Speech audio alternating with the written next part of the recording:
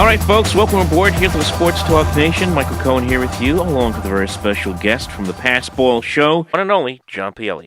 Hey, John, what's up? I'm glad to have you back on, man. Hey, what's going on, Mike? Doing well, man. All right, let's get this thing started. Spring training is now over. The regular season is about to kick off in just a couple of days here. The Mets will open up the season at home at Citi Field against the St. Louis Cardinals. Now, the Mets come into this thing feeling pretty good about themselves. I mean, they are going to be one of many teams in the National League that feel they have a good chance to get into the playoffs this year. Outside the big three, the Cubs, the Nationals, the Dodgers, the Mets are going to be one of many, many teams that are kind of in the middle right now. You know, teams that are good enough and have enough talent that they can make a push for one of these two wild cards as we move into the season. What are your initial thoughts about the Mets' chances coming in? Well, I think what they did in the offseason is they looked at a series of needs that they had, and I think they made they addressed each one of them in some more subtle ways than others, but. I like the way they stack up offensively. I think if everybody's healthy, they're going to be able to score runs. The biggest question I have about the Mets is how is their pitching staff going to hold up? Because if it does, then I put them up against anybody in the National League. So I'm optimistic. I think this is a team that could certainly win more games than it loses.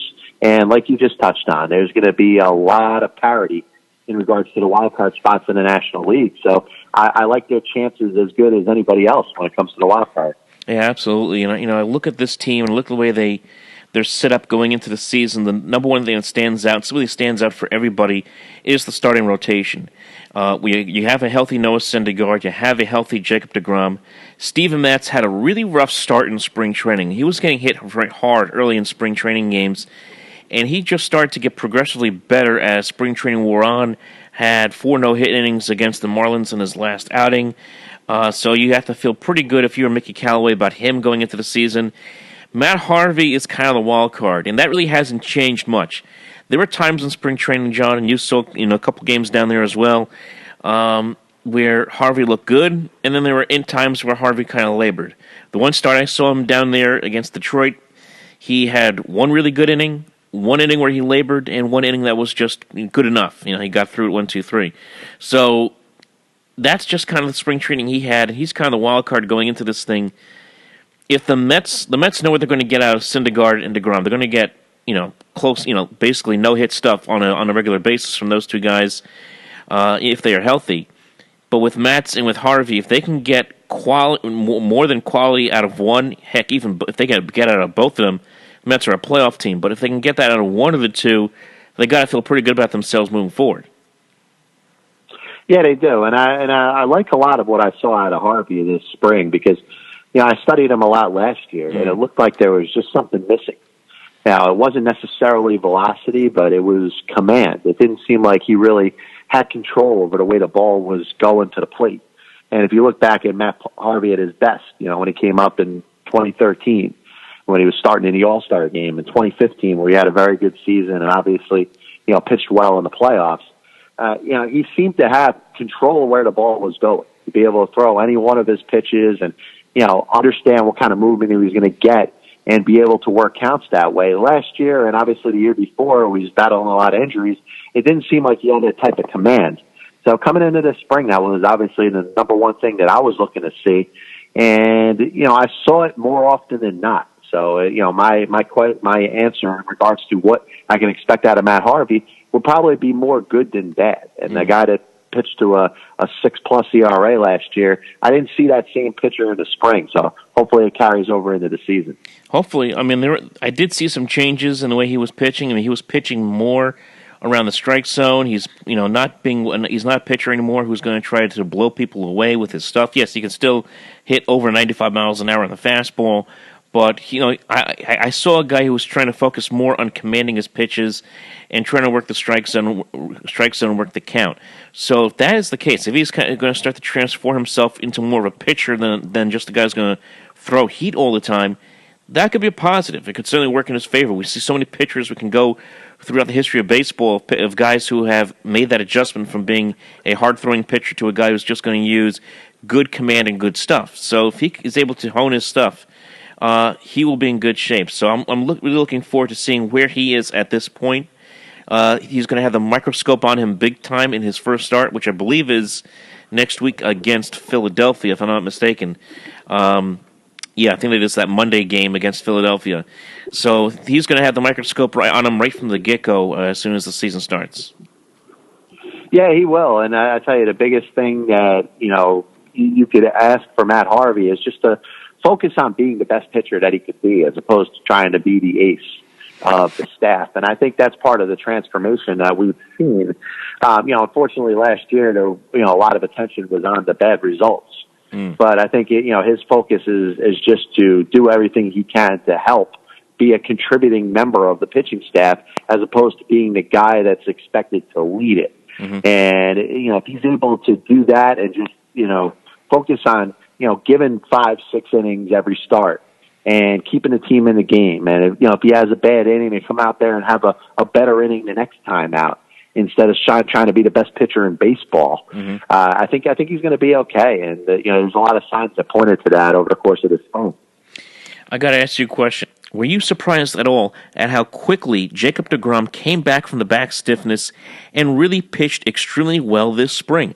I thought it was going to require more time for him to get back into the flow of things. But no, he comes out middle of spring training, late spring training, pitches 2 brilliant outings in a row, strikes out 12 guys in 7 2/3 innings. He looks like he's in midseason form. I was kind of surprised.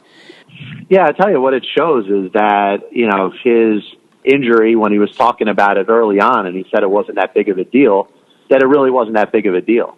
And unfortunately, we as Met fans have been programmed to assume that every time there's some sort of ailment that we assume for the worst. And when he mentioned, hey, he just needs a little time to get going, we thought, hey, what's he hiding? We're waiting for the next series of news that, it's worse than was initially reported and how long he's going to be out. And he took the time he needed, and it looked like when he started throwing the baseball and pitching, he was, he was much better than any of us could have anticipated. So he was right in what he was saying, and he's backed it up by what we've seen so far. And he's looked, nothing short of spectacular so far. So hopefully he's able to keep that up. And that's why, and for those who don't watch the Mets on a regular basis the way that John and I do, but for those who don't know, if you have, Jacob deGrom in midseason form here with Noah Syndergaard, who, by the way, came into camp with a different training regimen. If you have Syndergaard pitching at lights-out stuff, and this is a guy who can, top the radar gun well over 100 miles an hour, and continues to show off the kind of no-hit prowess we have seen this spring. You combine that with Jacob deGrom. Oh, my goodness. One of the most consistent pitchers in the National League. And I think a guy that still goes under the radar in a lot of ways. Everyone talks about Arrieta. Everyone talks about Scherzer, of course, and Strasburg.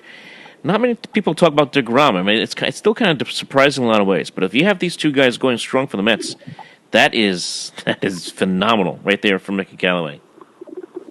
Yeah, the one thing that kind of got lost in the shuffle last year, the Mets going 70-92, and obviously all the injuries and all the negativity that was centered around the team, was that Jacob deGrom had his best season as a pro. And you could go back to his Rookie of the Year season, go back to 2015. Obviously, he battled some injuries in 2016, but he seemed to put it all together. And if there was one player on the Mets, maybe outside of Michael Conforto when he was healthy, that really took steps forward in 2017, it was Jacob deGrom. And, he certainly established himself as an ace type of pitcher. And obviously, if he's able to duplicate that this year, then the Mets are going to be in very good shape.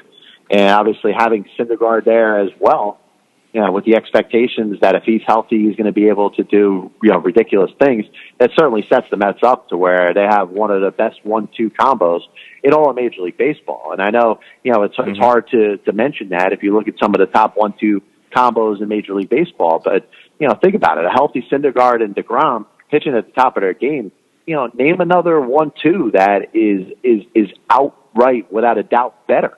Mm-hmm. I think it'd be hard to come up with it. It's hard. I mean, you can mention when they're healthy, Bumgarner and Cueto, but again, Bumgarner now out for 6 weeks in San Francisco.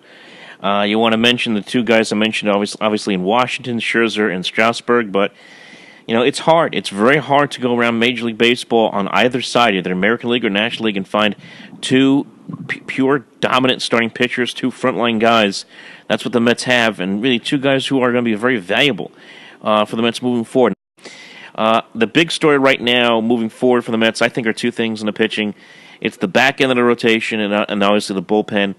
The back end of the rotation, Zach Wheeler was supposed to be the guy. The New York Post put out an article at this time last week, in fact, that their Mets are finally going to have their quote-unquote Fab Five together at one time. That is not going to happen after Wheeler got lit up by the Nationals. He gets now sent down to AAA, understandably so, because he had a rough spring training. He's not a guy who's really good at coming out of the bullpen. In fact, has never done it in his career. Vargas, which was a signing I didn't love. I understood it, but I didn't love it. He, of course, has the hand injury. He's on the disabled list to start the year. So now the Mets are going to go with Seth Lugo, and I really like Seth Lugo. I would love this to be more than just holding a seat warm for Zach Wheeler or Jason Vargas. I would love to see Seth Lugo be part of this rotation moving forward, or certainly at the very least be a part of the bullpen, because here's a guy who's very versatile, can start, he can come out in relief. It seems like every time he comes out, he's pitching very, very well. He's been doing that for a couple of years now for the Mets. He's a guy that you like to root for this team. Yeah, no question, especially where he was drafted in a round. I think he was like a 30-something round pick. And remember when he first came up to the major leagues, I was just thinking, hey, this is a guy holding a 40-man roster spot. He's just up here because it's easy to bring up. And listen, it looks like he has the stuff between the ears to pitch. The way he works his curveball in, the way he works both sides of the plate. The one thing I'm a little wary of Seth Lugo on is he seems to tire a little bit as the game goes on. He gets through that quote-unquote third time through the batting order. The splits obviously are not in his favor. But I do think that works within Mickey Callaway's system. And he's saying, Callaway has been very insistent on making sure that he's got a couple of relievers that are stretched out a little bit that could come on a little bit earlier in the game, whether it's the fifth or sixth inning. And that was a little different to the way Terry Collins managed. He tried to push his starters as far as he could get and didn't really have a set or a plan of what he was going to do in the middle of the game. He wanted to push his starters to get to his back of the bullpen guys, or his elite aces. The seventh inning guy, the eighth inning guy, and the ninth inning guy. Mickey Callaway has been more along the lines, of course, with Dave Island, trying to devise a plan for his starters that aren't named Noah Syndergaard and aren't named Jacob deGrom. Mm-hmm. And, once these guys start to tire in the fifth inning or even in the fourth inning sometimes, maybe he'll see him go to a Gesellman or, somebody that he has stretched out a little bit to get them through the sixth inning and the seventh inning, and maybe ride them if things are going well, if they have good stuff going through the batting order a couple times themselves. So I think that's going to help out. I think Lugo, if he's not a starting pitcher, will be a perfect bridge guy to pitch multiple innings out of the bullpen. Pretty similar to the way, Callaway and Terry Francona were able to use a guy like an Andrew Miller or Brian Shaw in Cleveland. So, I think Gesellman is good for that role. Wheeler, whatever, ends up coming of him. If he's a fifth starter, he would probably use the same way. As soon as he tires, somebody else ends up getting in there. So, I like at least the thought behind using pitchers a little differently and not trying to stretch guys that, let's be honest, go back to their high school days and their college days, they were all on type of pitch counts. They weren't going 9 innings throughout their minor league careers. So, to bring them up to the major leagues and all of a sudden expect them to do something they haven't really been used to doing, it isn't good for them and certainly isn't good for the team. No, it's not. And, I look at this bullpen. We might also use this as a transition. I'm worried about this bullpen. Outside of a couple of guys we mentioned here, like Lugo, Gesellman, both guys that can come out in long relief. Jerry Blevins did have a good camp, so I can't get on him. But I look at up and down this bullpen, and I'm worried. Jarius Familia coming off of injury didn't look all that great in spring training. We didn't see a lot of Anthony Swarzak as he was injured for most of spring training this year. Sewald got hit hard. Ramos got hit up hard at times this spring. And I know it's spring training, but it is something that concerns me for the Mets going into this season. Are they going to win there was a lot of situations in games in spring where the Mets would have leads fifth, sixth inning, and then the bullpen would give up those leads. You would hope if you were Mickey Callaway that this is a problem that can get fixed fairly quickly here as the games are going to start to count. Yeah, I think it's going to be very important to make sure that they have some guys ready in AAA to kind of shuttle in too. You know, you look at Jacob Rame, who pitched pretty well in spring. He certainly earned a spot on the roster, but, you know, I don't know exactly what to expect out of him in regards to consistency. Paul Sewald, we kind of saw it last year. He has the ability to come out there and pitch well, but also have the ability to not have it one day. You know, Hansel Robles got sent down to the minors. Well, you know, there was a lot of inconsistency with him. So, you know, it's going to be interesting to see where the Mets go in regards to the middle of their bullpen. You know, where a Sewald and a Rame. I mean, obviously, if they pitch well, that'll be a bonus. But you know, I also think that they're conscious of the fact that they may not, you know, they may not pitch well consistently enough to warrant a spot on the major league roster all season. You know, as far as the back end guys, you know, you're going to have to. That Juris Familia is healthy.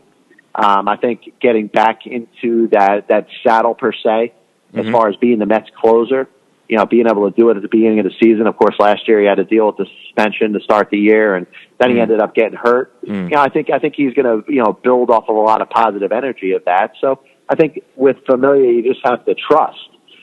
You know, AJ Ramos, I think he's a guy that relies a lot on his slider and his breaking stuff. When he's unable to locate it and throw strikes with it, you know, it certainly sets hitters up to kind of tee off on his fastball, which is not, you know, it's not dominant. You know, he doesn't have a fastball like a Syndergaard that he just, you know, blows it by you with ridiculous movement. His fastball, while it could sit in the mid-90s, is fairly average. So when he has to rely on that, you know, hitters, especially late in the game, are able to tee off on that. So, you know, his command off his breaking stuff is very important. And listen, I think, you know, Blevins is gonna pretty much give you, you know, what he's given you over the last couple of years. You know, be able to, you know, get a situational lefty out, but, you know, Mickey Callaway is going to trust him a little more to get some right-hand hitters out. So, you know, I think the running of the bullpen is going to help them a little bit because I think, you know, Callaway and Dave Island can run a bullpen a lot better than Terry Collins could during his time with the New York Mets. So, you know, he's going to trust pitchers a little bit more and not sit on that prototypical righty-righty, lefty-lefty, you know, type of matchup and shuttle guys in and out. You know, you mentioned, you know, you heard him mention at the beginning of spring training talking about dry humping, not having the guy, you know, get up and then sit back down and then get up and sit back down. So I think that's something that's going to be very productive to have somebody get up, you know, warm up to be in the game and almost know that, hey, if they don't get in there right away, they're going to be probably the next pitcher in. And I think that's going to save some pitches and save some fatigue that happens over the course of seasons where, you know, pitchers are throwing a lot of pitches, even on games that they're not ended up getting into. Yeah, I think that's a great point. And another point I want to touch on the bullpen is this. Early in camp, Callaway mentioned the idea of having a closer by committee. Now, I think he's going to commit to Familia because he is the guy who has the most experience in that role, certainly with this club. He'll be his main closer, but I think there'll be instances this year where we will see Callaway go to someone else. You know, he has an A.J. Ramos who was closed before. Maybe he'll experiment, tinker around a little bit. Maybe, you know, allow a Swarzak or, heck, even a Jerry Blevins, even though I don't like the idea of Jerry Blevins closing a game out. I would rather see him in a 7th, 8th inning role. But I think he will be very open to experimenting here and there with different guys in the 9th inning. I mean, he's talked about it ad nauseum in spring training, and we'll see if he does actually follow through that in the regular season. Like I said, I fully expect Familia to be the guy, but I think that goes in step with what you were saying here, that he's going to be very conscious of guys having a certain amount of innings that they've worked, having a certain amount of times they have been up in the bullpen, and maybe he'll use that as a way to try to give guys a little bit of a break here and there during the course of the year. Yeah, and I think what was very important about what Mickey Callaway said, and I think there was a little bit of misconception in regards to what he was saying. I don't think it's going to be put the names in a hat and pull, you know, somebody out. Hey, this guy's your closer tonight. This guy's your closer tomorrow. But if you see like the use of relievers, going back to what we were talking about before, you know, it's important to make sure that, you know, the pitchers are in a certain routine and aren't being pushed a little bit too much. And sometimes when you have a guy that's labeled as the 9th inning guy, over the course of the season, you may have 3 or 4 straight games that all come down to the 9th inning with a 1 or 2 run lead. So, you know, having guys that have versatility that could do different things, you could, you know, use Juris Familia as your closer the first 2 games that are tight, you know, have him knock down and get the save, And in that third game, instead of pushing him out there again, you could set the bullpen up a little differently and go to a Ramos or go to a Blevins instead of feeling the need to use Jeurys Familia every single time there's that quote-unquote save situation. I quote Billy Wagner a couple of years ago. He's talking about the most important thing for a relief pitcher, regardless of where you sit in the bullpen, is to know exactly what your role is going to be. Right. And I believe Mickey Callaway and Dave Island have gotten the pulse of the relievers and have kind of let them know each individually what their role is going to be. To say, hey, you know what, you may be pitching a couple ninth innings, but we're going to mostly use you in the seventh or eighth inning. But for the pitchers to know that, that's going to set themselves up to prepare. And in certain days, you're going to know, all right, you have enough depth in the bullpen that one guy isn't going to be available. But just because one guy isn't available doesn't mean it becomes a what show. Just because one guy isn't able to pitch, the role or a certain inning that they're expected to. So I think the versatility helps.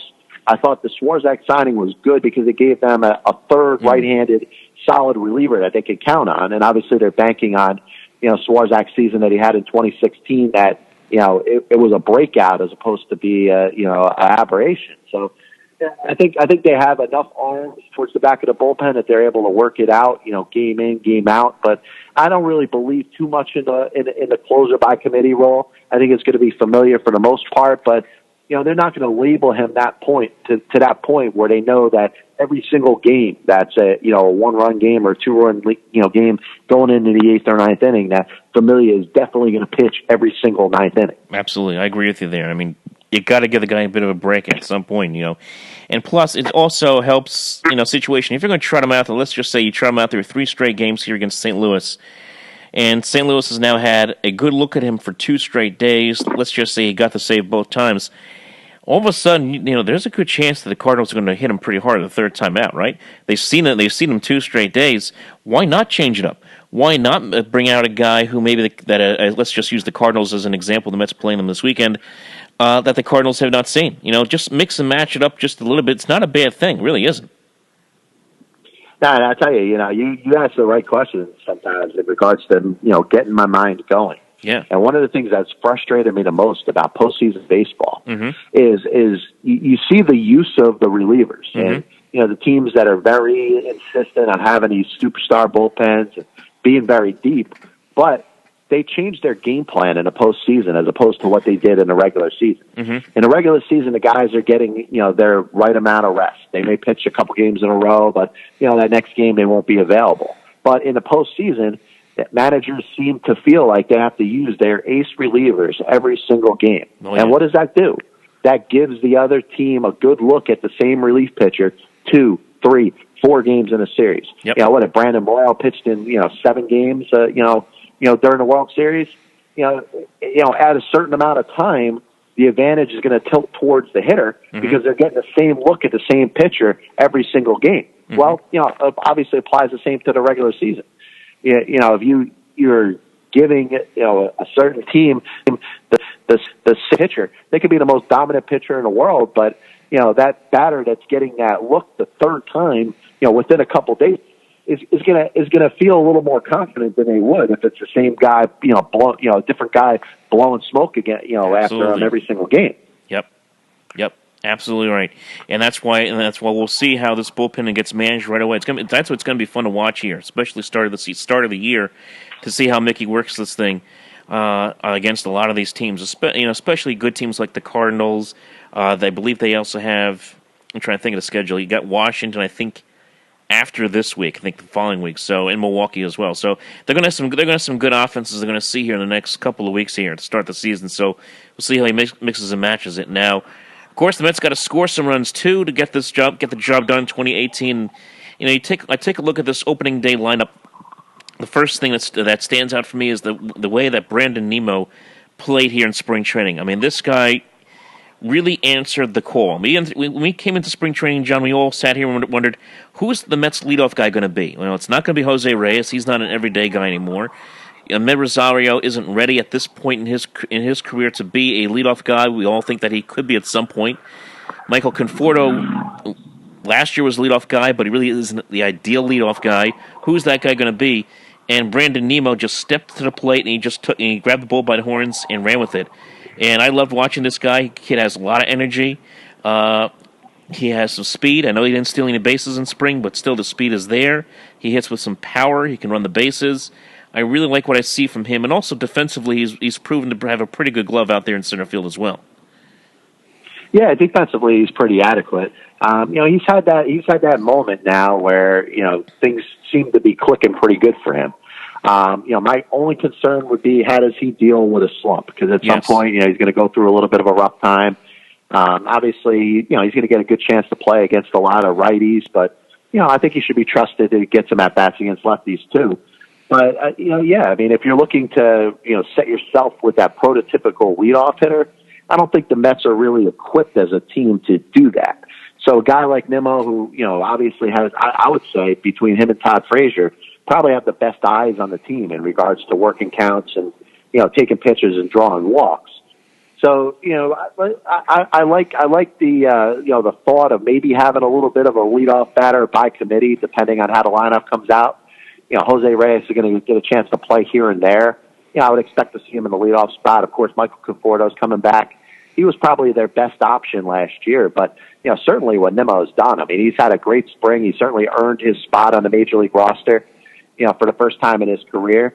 I'm excited to see what he could do over the course of a full season, and for the Mets to have a couple options in regards to outfielders, that's going to help them because they're going to have little nicks here and there. They're going to be missing a guy here and there. Cespedes is going to miss a day or two, and they're going to need to shuffle guys in and out of the lineup. So I'm excited with what Nimmo can offer, and I think it's going to be good to see what he could do in the course of a full major league season.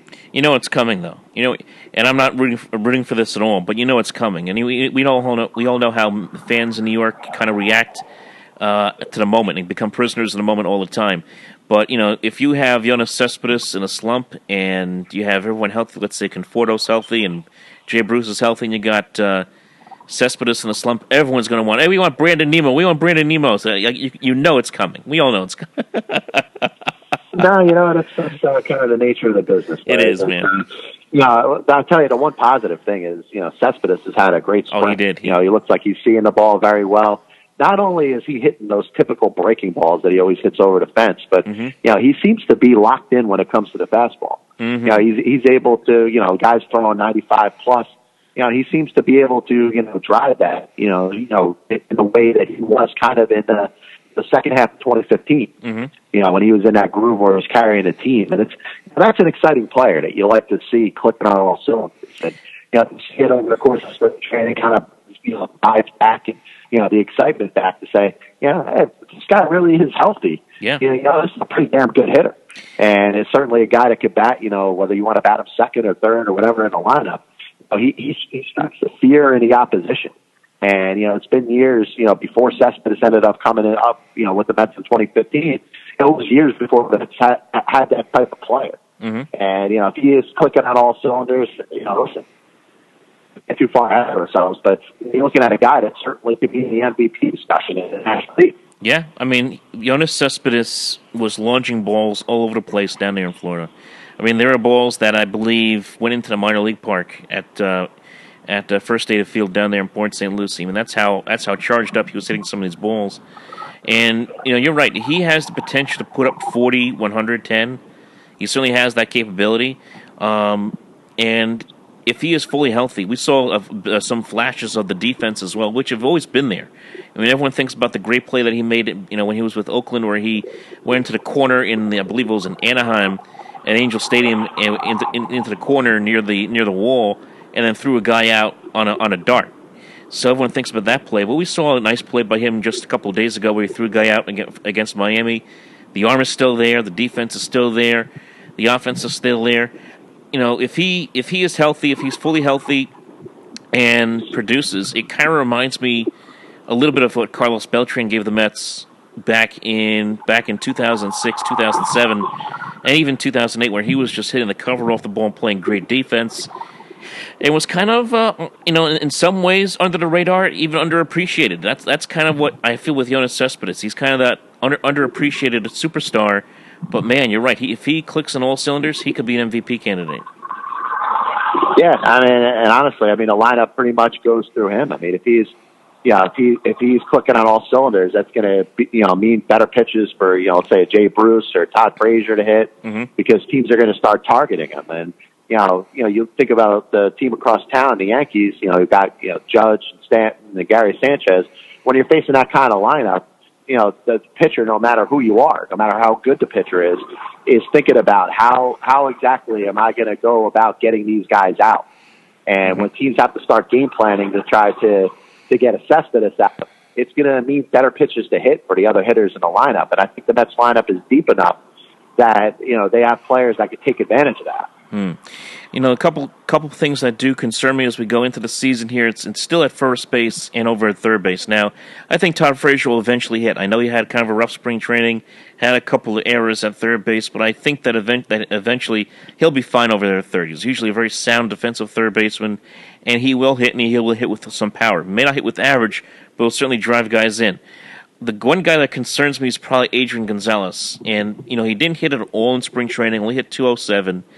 This is coming off of a year last year where he was both injured and didn't produce much at all. His stats have been on a decline for a couple of years now for Gonzalez.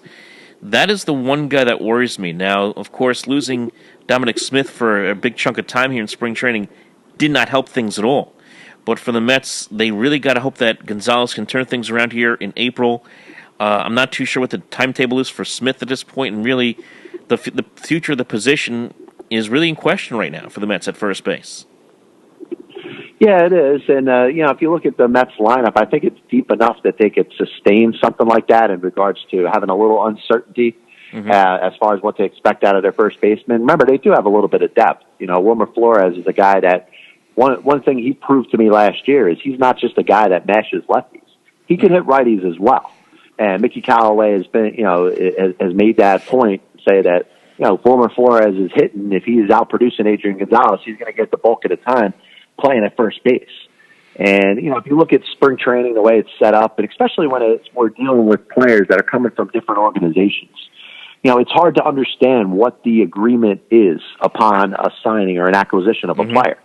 Because, you look at Todd Frazier, for instance, it's pretty easy to understand what Todd Frazier's role in the Mets market is going to be. Todd Frazier could have the worst spring training in Major League Baseball history, but he was going to be the starting third baseman opening day. And I think, if you look in that way of thinking in regards to Gonzalez, if Gonzalez was signed to be the Mets' regular first baseman, then it doesn't matter what he did in spring training. But, take it conversely the other way, once the season starts, that's a completely different ballgame. And, Adrian Gonzalez, am I going to expect him to hit 320 with, 20 home runs and 100 runs batted in? No. But, I expect him to be somewhere in the middle between that type of player and what we saw in spring training, which was certainly a diminished offensive player, a guy with a lot slower bat speed. The one thing I will trust in him is he's a veteran. He understands hitting. He understands adjustments. He understands what he's bringing to the table and the type of adjustments he's going to have to make. So, I'm willing to, let them roll the dice and see what they got in him. But, I also looked at Wilmer Flores as a guy that's going to get a lot of playing time. If he's hitting, if he's doing the things that he has done for the last couple of years, not really having a spot, in the starting lineup, I think he's going to earn some more playing time. And because of that, I think the lineup will be a little more lengthier and is not going to be 100% contingent on what Adrian Gonzalez does.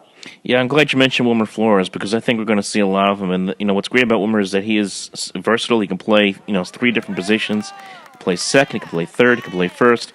So, and I know he did some outfield in this spring as well, but really those 3 infield positions are where he's best at. You never know. And with the health concerns the Mets have had, Asdrubal Cabrera, at this point in his career is on the other side of 32. Would you want to maybe, if he has an injury, that's very possible. You may see a lot of Flores there at second base. I think we'll see a lot of him this year. I think he'll certainly get a good chunk of at-bats. And he's a guy who just produces. He hits with power. He hits with average. I mean, I hear this all the time from Met fans. I don't know if you hear the same thing. But a lot of my fans I speak to and hear from are like, well, we don't want to lose Wilmer Flores because he might turn out to be next Justin Turner. And I could certainly see where they're coming from because there's a lot to like in his game that he could be an everyday player. Yeah, and I tell you what I like about him is he really has a good eye in the plate, and I don't mean an eye as far as being able to tell the difference between a strike and a ball or having a high on base percentage, but he seems to identify pitches right when they come out of the pitcher's hand. I've seen him drive curveballs. I've seen him be up there with anybody's fastball. He seems to be a hitter. And, if you want to make the comparison to a Justin Turner had a lot of that same ability. Daniel Murphy had a lot of that same ability, pitch recognition when it comes out of the pitcher's hands to understand what's coming towards him. Mm-hmm. You see very seldom times where Wilmer Flores looks foolish in a swing at the plate. He may have some other issues in regards to, fundamentals that may leave a little to be desired. But when it comes to, being a hitter, he kind of has that ability that, it doesn't matter what the pitcher brings to the table. He seems to be able to hit. Now, what does that translate to at the major league level? I don't know. We haven't seen enough of Wilmer Flores playing every day to know what to expect for him day in and day out. But I think we're going to get a chance to see that this year. And once we do, I think you're going to find that this is a guy that probably belongs in a lineup every day. The question has always been, well, where do you really play him? Mm-hmm. Is he a first baseman? Is he a second baseman? I don't really know, but I do know number one, he is a hitter, and he does belong in this lineup at least fairly consistently, if not every day. Yeah, I agree with you. I mean, he's got 20+ home run power. He's got 80 to 90 home run production potential. It just hasn't happened yet because, again, the playing time hasn't been there on a consistent basis. But I do think that we're going to see a lot more of him. We take a look even in spring training.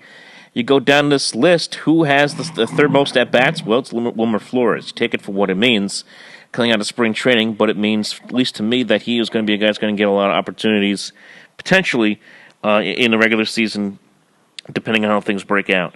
Now, the one position battle that I thought was basically a dead heat and a tie was the catching position. I know the Mets were. I wrote 2 articles on this over the course of spring training for Amazing Clubhouse on 24/7 Sports, and the position was with Pielli and d'Arnaud, who was going to come out and win that job. And at the end of the day, really neither player outshined the other. And both hit about the same, both produced about the same, both really produced about the same against righties and lefties. Neither one had a hit against the left-handed pitcher in spring training. And for Mickey Callaway, I think there's really no choice but to go with the platoon. Now, obviously, and you and I both know this, John, if one outshines the other, or certainly the pitching team ERA is much lower with the other, let's say with d'Arnaud compared to Pielli, then you're going to see d'Arnaud play more, just as a case in point. So, to me, if you're Mickey Callaway, you wanted to get one catcher out of this, but at the end of the day, you had really no choice but to go with the platoon for now. Yeah, and you know what? You've seen it work in the past with other teams. So it's not something where you need to definitively have one guy getting all the playing time. And I think the competition has brought in the best out of both players. Yeah. And you kind of saw it towards the end of last year. Travis d'Arnaud quietly had a decent season. It wasn't great, mm-hmm. but it also was fairly consistent. He seemed to hit for them, for the most part. I think he's worked through some of the issues that he's had, in regards to, game calling and, working behind the plate as far as catching the ball and blocking the ball. Those are things that he's improved on. And Kevin Pielli, when he came up at the end of last year after Rene Rivera was claimed by the Cubs, seemed to really hit. And if you follow Kevin Pielli's, track through the minor leagues, you've seen as he's spent a little time at each level, he's become a better hitter. So I think, you got 2 guys that I think will be able to hit.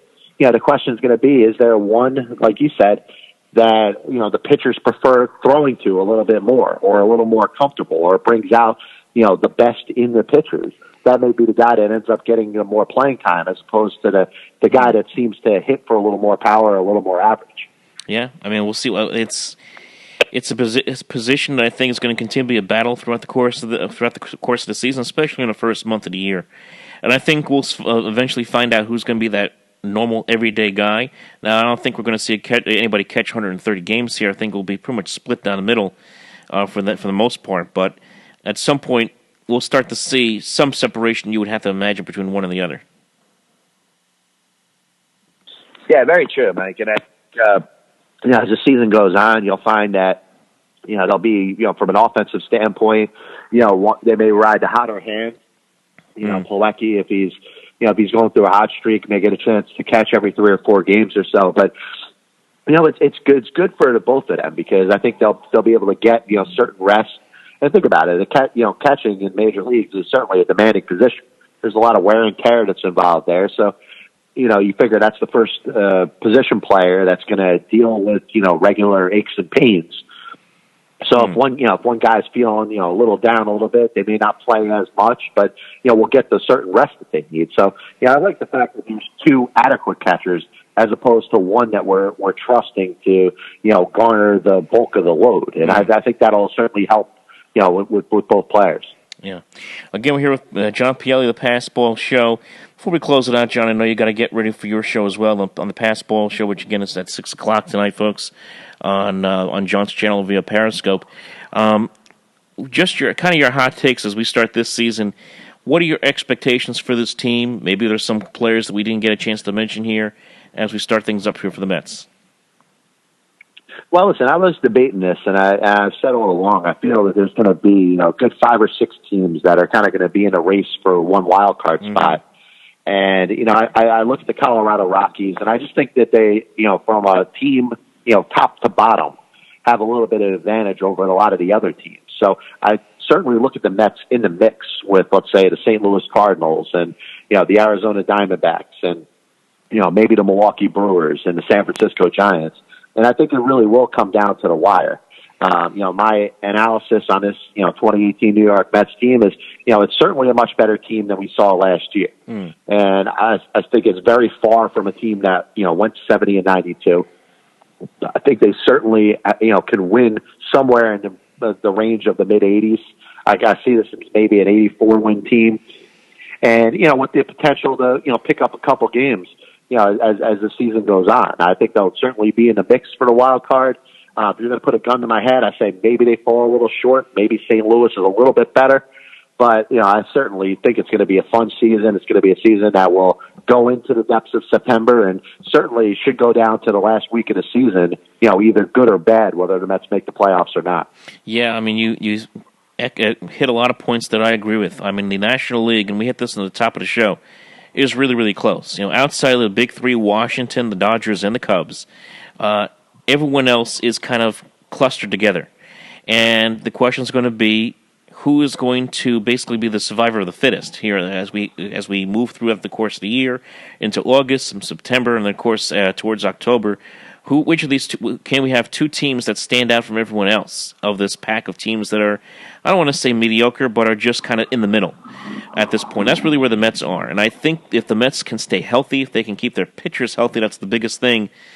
And if they can produce offensively, if they can get some good performances out of guys like Todd Frazier, Adrian Gonzalez, Asdrubal Cabrera, if Michael Conforto can come back healthy and produce at the rate that he was producing at last year, which was certainly an MVP of the team at many levels last year, and if Jonas can be an NL MVP caliber player, the Mets can certainly push for a wild card. I see them as anywhere between 82 to 84 wins. I have concerns, obviously. Again, health. Consistency being a couple of those big concerns, the bullpen being concerned going into the season. But like I've mentioned, everyone has concerns out of the National League. Everyone has warts. San Francisco, a case in point, is a team that has some good players, but they have questions. Arizona has a lot of good players. They have questions. Colorado, St. Louis, Milwaukee all have good players. All have the potential to get to the playoffs. All have some very serious questions going into the season. So I think it's going to be a real battle for that wild card. Maybe the Mets lose out at the end of the season. Maybe they're in it in the last week of the season and fall out of it. I don't know. We'll see what happens. But I do think it's going to be an improved team from what we saw last year. Yeah, definitely. And I think this is not wishful thinking for to consider the Mets to certainly be in a race. And like a lot of other teams, we're going to be focused a lot on the start.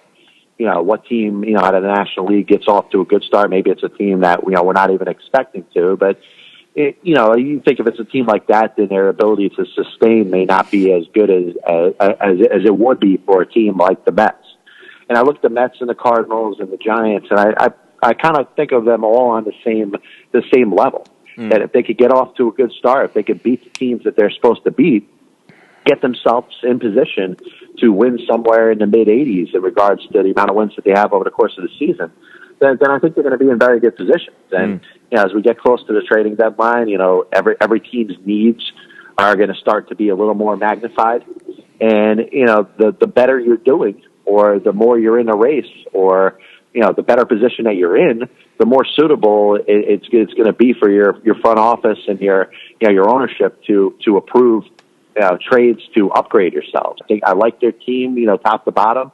I don't look at them as a championship caliber team, and I think to win the World Series this year. But listen, if enough things go right, I certainly think they could be in the mix. Great takes, John. Absolutely fantastic stuff, man. Thanks so much. Again, folks, you can hear John Pielli on his own show, the Pass Ball Show, which you can hear on Periscope. John, what do you got coming up this week? We're going to probably do our baseball preview show today. I kind of held off yesterday. Yeah. College basketball and football today. And we'll do the previews today. So if you listen to the show tonight, you'll have a good idea of what I expect in regards to all baseball. Fantastic. John, thanks so much, man. I'll talk to you soon. All right, Mike. Thanks a lot. All right. Talk to you later, man. This is John Pielli of the Pass Ball Show. We want to thank him for joining us as usual. Of course, he'll be back with us very soon here in the next couple of weeks as we move into the season. But there you go, folks. Our spring training tour is complete. We didn't do as many teams as we've done in the past. Of course, we went down to Florida this year and took in some spring training games with the New York Mets. Had a great time doing that. And, of course, really enjoyed speaking to many of you out there on this spring training tour. We did the Giants, we did the Red Sox, we did the Rockies, the Cubs, the Yankees, and, of course, the New York Mets, who we did today. So baseball season is now arrived, and let the games, as they say, begin. Remember, folks, you can follow us on the social media at OpenMikeNJ on Twitter, Facebook.com/OpenMikeProgram, and remember, like and subscribe right here on the Sports Talk Nation. We'll talk to you next time.